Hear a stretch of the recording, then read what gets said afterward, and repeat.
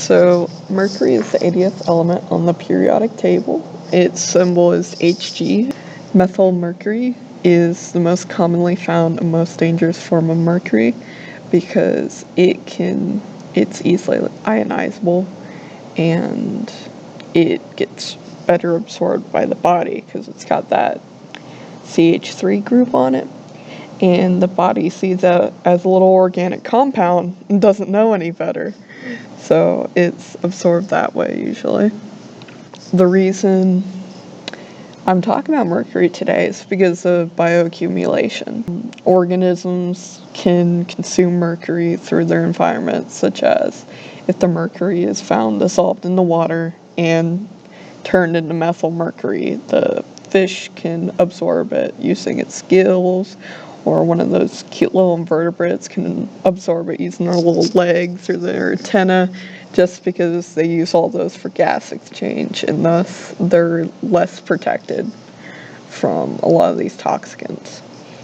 And as little creatures that will eat like the plants and absorb mercury from the algae and little cyanobacteria, whatever it'll get its little cute mouth on, it will absorb the mercury from its food, and then predators of that creature will absorb the mercury from the prey. And as you go up in trophic levels in especially ocean ecosystems, your larger animals are going to have a higher concentration of mercury in them, because not only are they getting mercury from their food, they're also getting mercury from their food's food and also from their gills. So maybe it doesn't pay to be the big fish.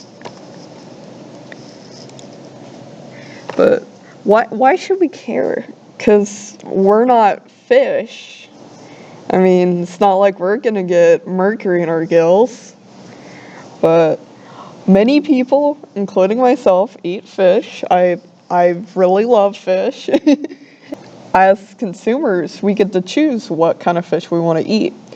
And if we eat fish on lower trophic levels, then the concentration of mercury ourselves are going to consume is going to be lower, because we're just consuming the prey and or we're consuming maybe a salmon and then we're consuming whatever it ate. But with a halibut, you'd be consuming the mercury that halibut absorbed and also what it absorbed from its prey and its prey's prey and stuff. So that way, it's a way you can mitigate the amount of mercury you're eating, is to eat different kinds of fish. It's not just cut out fish entirely. You got options. The research paper I picked out was, they went to these lakes and rivers in Russia, and they were randomly sampling fish they would find. It was a bunch of different species, and they were fish that were usually eaten in the area, and the study was trying to see how much mercury was found in fish being caught and eaten there, and if the people there, how much they can eat the fish without getting sick. They ID'd them, skinned them, and filleted them, and they tested their muscles for mercury. In the paper, they used this equation, and the CRLIM is the amount of fish you can eat. Grams per week is what they used in the thing. The RFD would be reference dose. There's different reference doses you can use for what the amount of mercury you want to consume. Well, not want to consume, I guess, is better. But different RFDs exist depending on what agency you're looking for, on what amount of mercury is safe.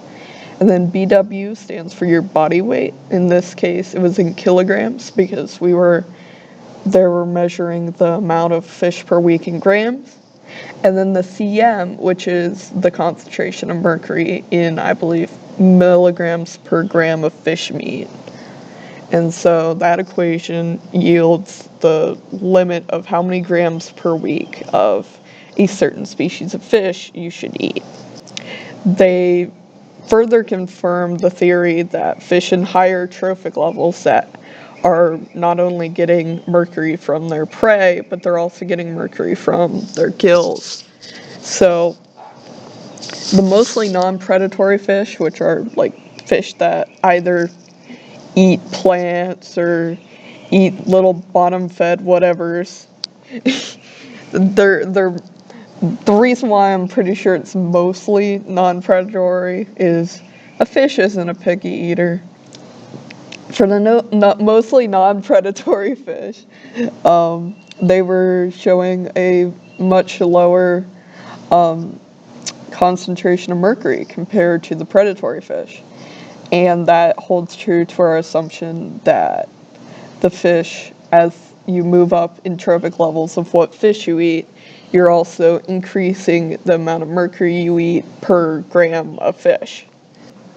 This shows that there is some difference in certain fish groups on whether the rivers or lakes are more of an issue for mercury concentration, because some fish can live in either rivers or lakes and be fine, since both are not too salty. Medians of the perch and pike are higher than any of the non-predatory fish on the list, and so are their means.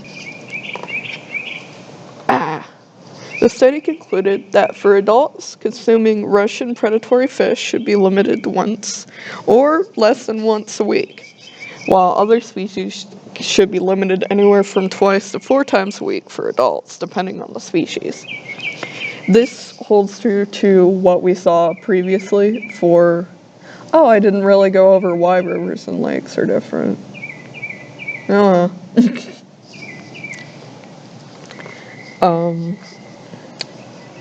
I forgot what I was saying.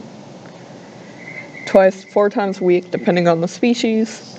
The values for lighter or younger, smaller people are going to be smaller because they have smaller body weights. And that's why, a little 2 to 5-year-old can eat 2 servings of goldfish. I don't know why you would eat a goldfish, but if you were the same child and ate 4 servings of goldfish, you would suffer from the consequences of a little bit extra mercury.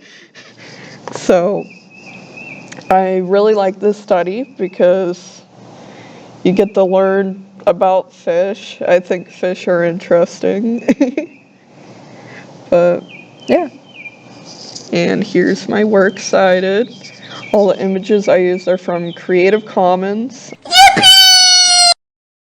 So the way they did this is they collected some fish from the lakes and rivers, not the livers, in Russia. If you gave a fish a chicken nugget, it would probably eat it. I don't think they're very smart. And I misspelled things on this PowerPoint. Woo! Okay. Yeah, thank you. And then where's the stop button? Mercury. I need to do a better intro than that. Mercury is the 80th element on the periodic table, and it's donated in your body. Your poor little body sees methyl mercury and goes, "Oh my God, it's got an organic end on it. I just want to eat it so bad." And they just absorb it. While if you just ate regular mercury, you're not going to absorb very much.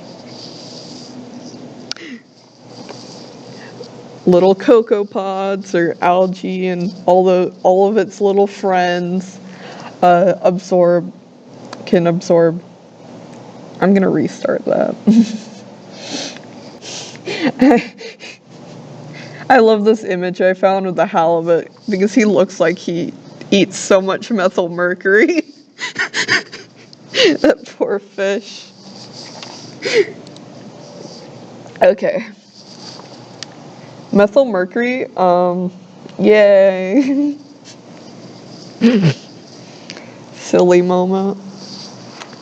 Grams per week of fish you can eat depends on how much mercury is bad, in your opinion. And if I was a fish, I'd understand, but